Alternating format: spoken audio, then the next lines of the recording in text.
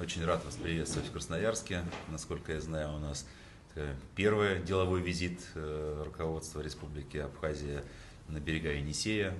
Рассчитываю, что вы сможете увидеть природные красоты, ощутить на себе сибирское радушие, гостеприимство и вместе с нами определить совместные проекты по увеличению туристического потока и красноярцев на берега Черного моря, и жителей республики в самый центр России. И что касается экономической взаимосвязи, тоже, если будем развивать, то это будет хорошо. С удовольствием мы готовы проработать вот какие-то позиции, если у нас получится, да, уточнить, что вам нужно и что мы можем выращивать, да, у нас субтропический климат, тоже готовы быть полезными в этом отношении.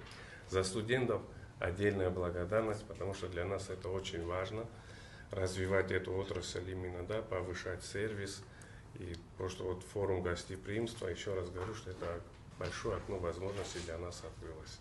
Так что думаем, что наши студенты здесь проявят себя с хорошей стороны. А чем хотите заниматься, когда закончите институт? Я хочу делиться полученным здесь опытом и знаниями, учить нашу молодежь, если можно так выразиться, чтобы все больше и больше людей именно хотели работать именно в этой сфере. Ожиданий было множество, и они оправдываются абсолютно.